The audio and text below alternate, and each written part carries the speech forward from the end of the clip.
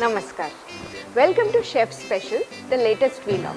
Today I am going to talk about Yogi Adityanath and the mass hysteria induced by his appointment among liberals.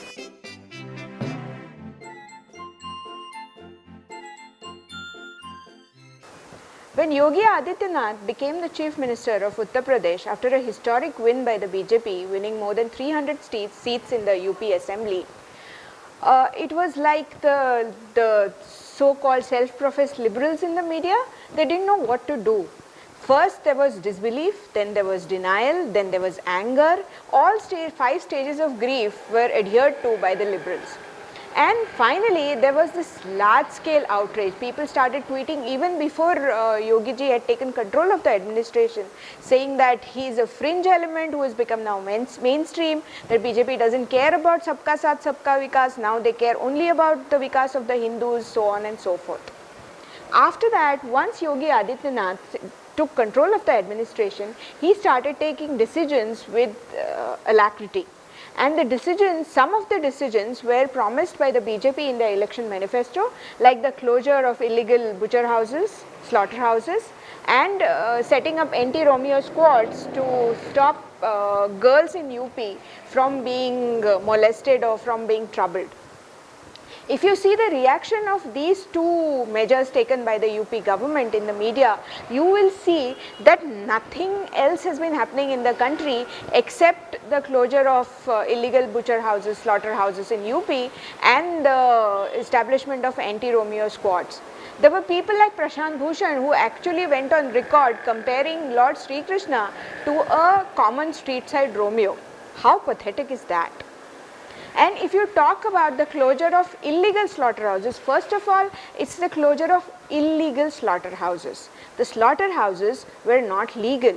They were not paying any taxes, they did not have any pollution control norms, they did not have any means to dispose of the waste from the slaughters, and National Green Tribunal has also suggested that illegal slaughterhouses should be closed because all that waste and all that matter, the bones, the blood, etc., it just goes untreated into the nearest water source, which is not good for the health of the common UP populace.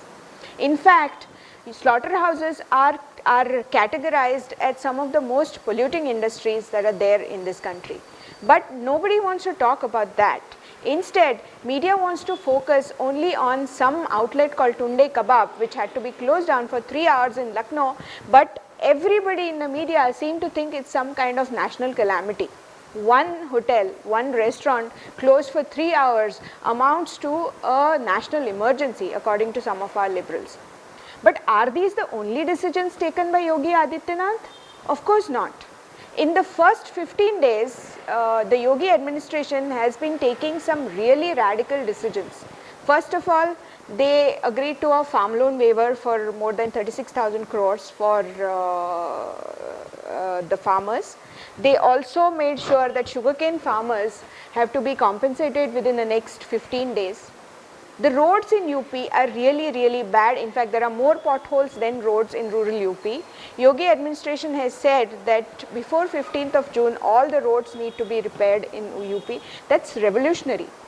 Cities like Meerut, Lucknow, Allahabad, Varanasi are going to get 24-hour power supply. Power was a huge problem in UP.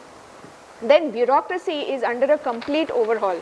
All the SP appointees are getting their appointments scrutinized. People are told to come to work on time. They are supposed to work. They are not supposed to just idle around. They are not supposed to eat pan gutka on job. There are supposed to be CCTV cameras installed in government offices so that people should not, the ordinary people who visit government offices, they do not have to face corruption demands. People, the bureaucrats are supposed to come on work, they are supposed to do spot checks. In fact, the Yogi administration has said that if there is if anybody dies because of food shortage, then the district administration will be held accountable for that. All of these are revolutionary steps in a state which really didn't have any measure of governance before these elections have happened, which is basically why the people have defeated Samajwadi Party and they have elected in the BJP. But what the media is focusing, what the media wants you to see are just 2 decisions, that is the anti-Romeo Scots, which is also a very popular decision in UP, by the way. I have been talking to some of the girls who study in UP, and they have been telling me, they have been writing to me on Facebook, and they have been telling me that for the first time they actually feel safe, because they know that when they go to college and if somebody whistles or if somebody follows them, that there is a police court they can go to, which sort of makes them feel safe. It's a big thing.